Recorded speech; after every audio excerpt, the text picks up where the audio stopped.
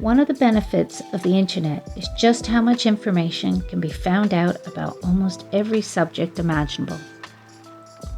Eco-printing is no different. Just type the term into any search engine and it's overwhelming just how many tutorials can be found. So in this video, I'm not sharing a guide or a tutorial, but rather sharing my experimentation with the process. I've tried eco-printing before and had mixed results, so I thought I'd have another go, and I can promise you it won't be the last. For the last couple of weeks, I've been saving up my resources, including some old rusty bits. On one of the hottest days we've had so far, armed with a little pair of scissors, I went foraging for some interesting flowers and leaves. I decided that elderflowers might make for interesting marks, and I also grabbed some daisies, sycamore tree leaves, and sweet peas. Once I got home, all my plants were put in a big bowl of water with a splash of vinegar. Then I gathered the rest of my supplies, including tin cans, more rusty bits, onion skins, and lots of elastic bands to hold everything together. I used cartridge paper, ledger paper, and even some copier paper. Then using my plant matter, I arranged them onto the paper before wrapping the whole thing around a tin can.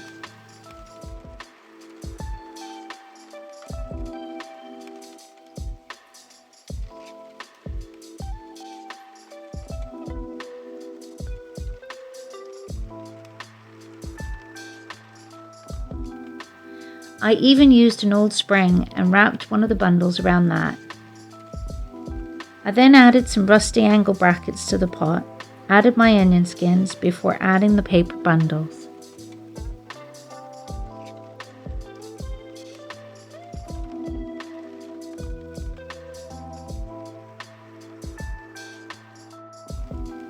Once I was ready to cook, I added enough of the vinegar water to cover the lower layer.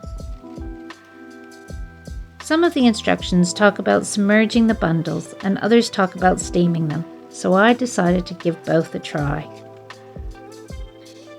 Because I was boiling vinegar, rusty metal, and flowers, I fashioned my old bucket barbecue into a little wood burner so I could cook everything outside and away from the house.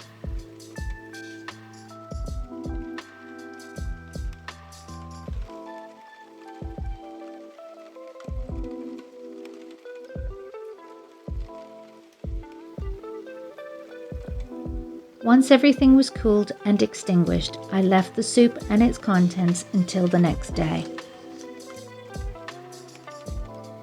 I'll warn you now, this didn't smell great, nor did it look great, but I could tell I was getting some interesting results.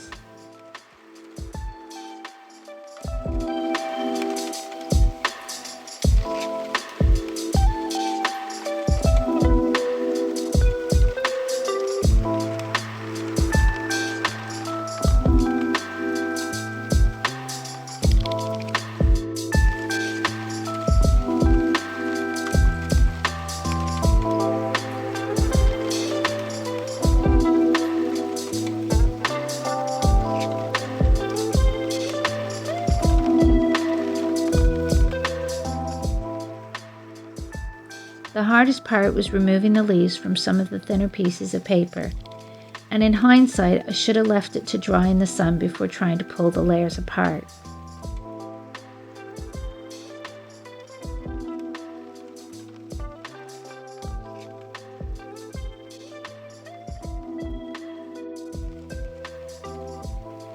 I also really loved the look of the rust, so I'm definitely going to keep my eyes open for more rusty springs.